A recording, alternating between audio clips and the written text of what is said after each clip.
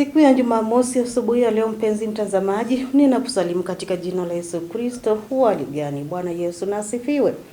Karibu sana katika kipindi cha Manyunyu ya Baraka. Tuendelee na kubarikiwa pamoja na kupokea baraka za Mwenyezi Mungu kutoka kwa neno lake ambalo tunaletewa na mtumishi wake Reverend Francis Namu kutoka kanisa la ABC Madingau ya Pastorate Machakos Sub-Headquarter. Nikitumai kwamba baraka nazo uko tayari kabisa kuweza na kuzichota. Karibu. Ningependa nichukue nafasi mara tena, ndugu mpendwa mtazamaji, nikusalimu katika jina la Bwana wetu Yesu Kristo. Ujambo, karibu katika neno la Mungu ya asubuhi ya leo, na ningependa tuanze kwa maombi. Tuombe pamoja. Tunakushukuru Baba yetu kwa ajili ya nafasi hii. Hakika upendo wako ni mwingi kwetu. Umetulinda na ukatuwezesha kuwa na nafasi hii na ukatupa uhai.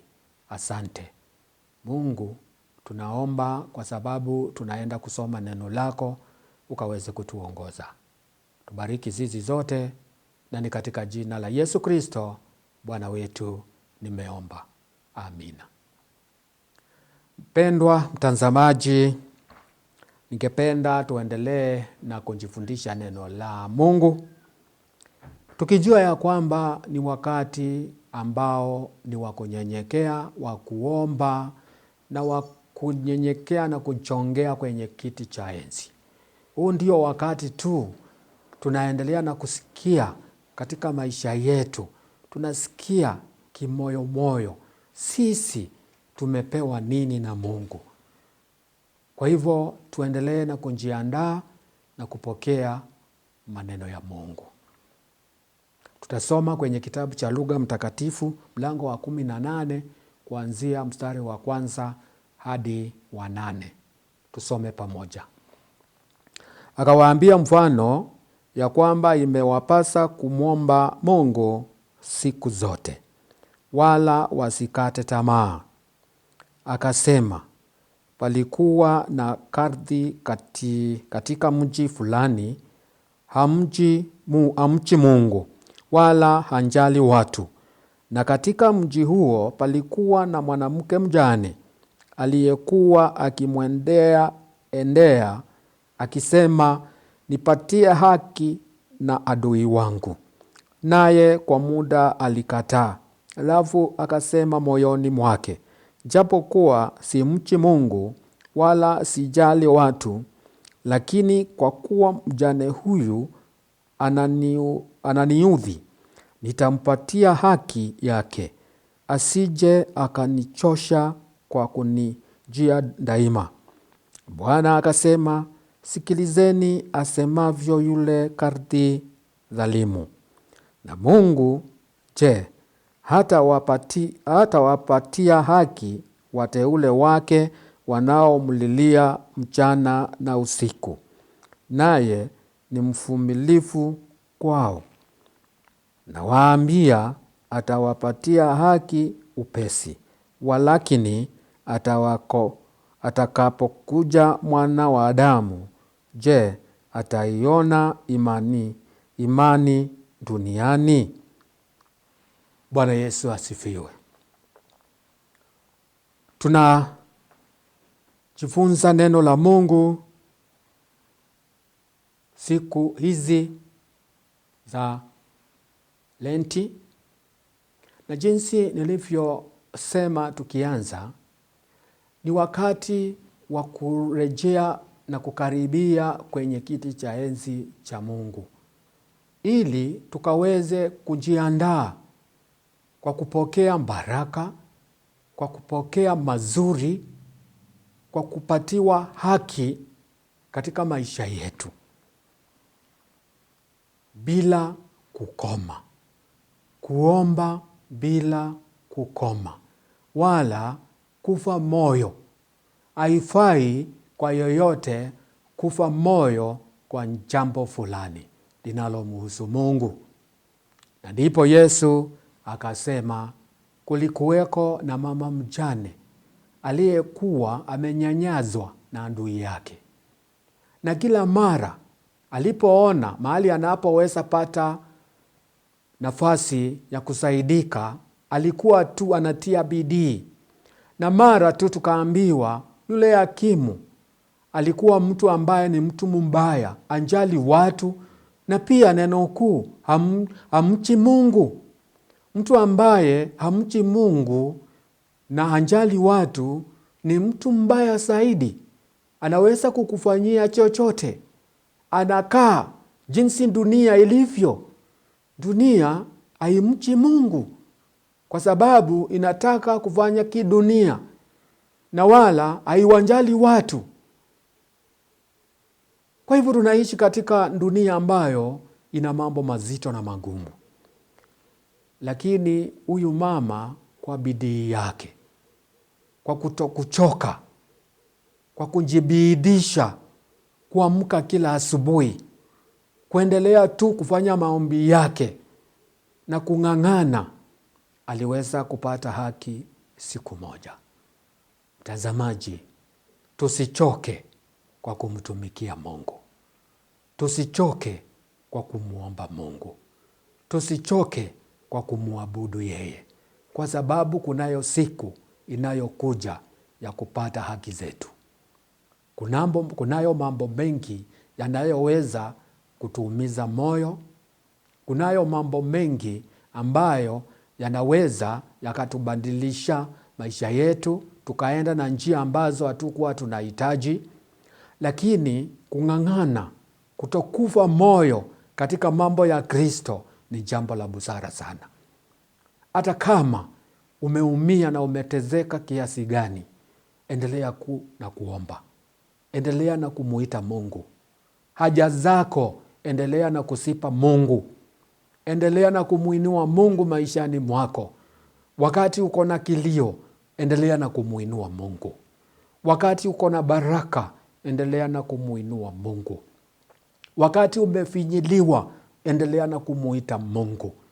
Wakati unapopata mazito na magumu ya dunia, usichoke. Endelea tu, tumaini lako liweke kwa Mungu. Huyu mjane hakuweza kuzita hata siku moja. Hata huyo hakimu, akiwa mtu ambaye ni muovu, mtu ambaye hajali watu wa Mungu, mtu ambaye haoni mtu kama ni mtu, lakini yeye hakuogopa. Alienda tu, akaenda tu akamsisitisha, akamwambia, nataka haki kwa adui yangu. Na kwa sababu wewe tu ndiye unaye mamlaka, sina mahali pengine, wewe tu ndiye utaamua. Na hakika siku moja maombi yake yalisikika. Hivyo hivyo, mtazamaji, wakati huu tumuite Mungu. Tumulilie Mungu. Tumwambie hakika Mungu, ni wakati wa kunijali. Ni wakati wa kunirejeshea haki yangu. Mungu, nataka hiki na nimeomba kwa muda mrefu na siwezi kukuacha mpaka unipatie haki yangu. Mtazamaji, usichoke. Hata kama ni kuomba juu ya kazi ambayo unaitaka, usikome. Usione kama umefika mwisho, bado. Hata kama ni katika mambo gani, endelea na kutia bidii. Wakati huu tumtafuteni Mungu bila kuchoka. Na hakika tutapata haki. Mtazamaji, kama huyu mwanamke, huyu mjane, kama angeenda siku ya kwanza, kama angeenda siku ya pili, kama ya tatu, ya nne, aone sitapata msaada na achoke, hakika angepata haki. Lakini kwa kujua ya kwamba ni huyo tu hakimu ndiye ako na mamlaka, ndiye tu anayeweza kuamua, akaweka bidii. Mpaka hata kama itachukua muda gani, alikuwa anajua huyo tu ndiye atakayenisaidia. Mtazamaji, Mungu wetu, hakuna Mungu mwingine. Yeye tu ndiye anayeweza kuamua. Mungu ndiye tu peke yake anayeweza kuamua katika haja zetu. Si wanadamu, si huyu, si yule. Mambo yetu, mahitaji yetu ni Mungu tu ndiye anayeweza. Hatuwezi kuenda kwa njia zingine kutafuta haki zetu. Hapana, haki yetu itapatikana tu kwa Mungu, na ni kwa yule tu anayezidi na kuendelea na kumuita Mungu. Mtazamaji, tutatiwa nguvu kipindi hiki ambacho ni cha mfungo, na ninaendelea na kukuhimiza ya kwamba hata kama ulikuwa umerejea ama ulikuwa tu umerudi nyuma, ninakuamini na ninakuagiza, endelea tu na kung'ang'ana. Usikose kuingia maombi hata kama kuna shida ya aina gani. Usikose kumtumikia Mungu hata kama kuna shida kiasi gani. Usikose kufuata sheria za Mungu hata kama kuna shida gani. Endelea na kung'ang'ana, endelea na kutafuta ufalme wa Mungu na utapata haki ndani ya Kristo. Bwana Yesu asifiwe. Ni jambo gani ambalo limekusukuma, ambapo tukitaja mambo ya Kristo unaona ni kama amekuacha? Ni wakati mzuri wa kumwambia Kristo. Kristo yu karibu. Anasema kama huyo mtu ambaye ni mwovu aliweza kuamua kesi ya mwanamke, je, naye Mungu wetu anaye upendo mwingi kwetu hawezi kutuacha? Ni kidogo tu, ni muda kidogo, atasikia maombi yetu, atatuinua, atakuweka kiwango kingine. Bila tu usikome, usirudi nyuma, usisinzie. Inuka, jitie nguvu, songa mbele, endelea na kumuita Mungu na atakuinua. Wakati huu ni wakati mzuri wa kumuita Yesu. Mwambie Yesu, nimekuja. Yesu, niko hapa. Yesu, nanyenyekea kwako. Nina jambo hili, ningependa tu unione.